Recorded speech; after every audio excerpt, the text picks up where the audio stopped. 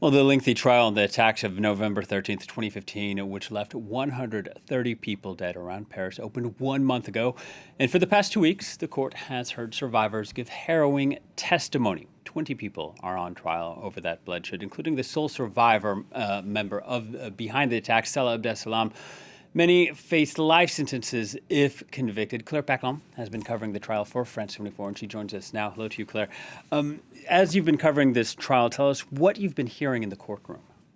Well, yesterday in the courtroom, we heard very strong, very emotional testimonies from people who survived the Bataclan massacre. 90 people were killed when 3 attackers entered that concert hall. One of the women who survived, who was badly injured, she was shot in the leg, in the arm. She walks with a crutch today. And she compared the feeling that she had when she was lying on the floor of the concert hall in a pool of blood, surrounded by dead bodies or people who were on the verge of dying. She thought that she would die too. She says she compared it to a line from Shakespeare. She said that it reminded her of a line from The Tempest, which goes, "Hell is empty and all the devils are here." Just, it's hard to imagine quite how awful it was, and then reliving it in court, although this is supposed to be an opportunity, and for many of the survivors, this is in some ways helpful. They spent often very months, hours preparing for this opportunity for them to say what the impact was on their lives. Yeah, I wanted to ask you about that. When you live something so traumatic, how do you summon the courage to go into a courtroom and share it?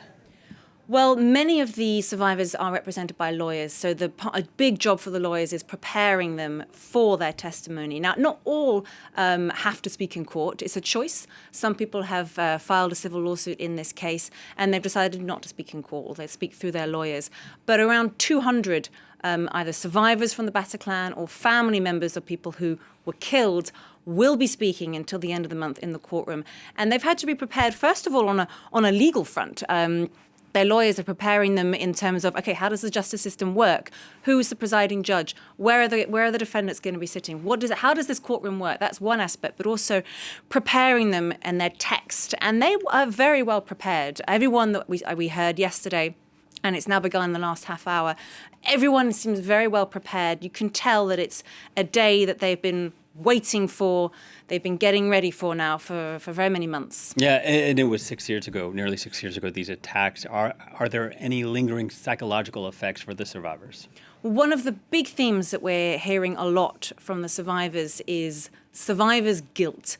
So these people who, many of them saw people dying around them, wondering why they survived and feeling guilty, and often feeling like they can't complain, almost feeling guilty because they're the lucky ones. So they might be living with post-traumatic stress disorder, but feeling like they can't complain about it because they're still alive, or they didn't have a life-changing injury.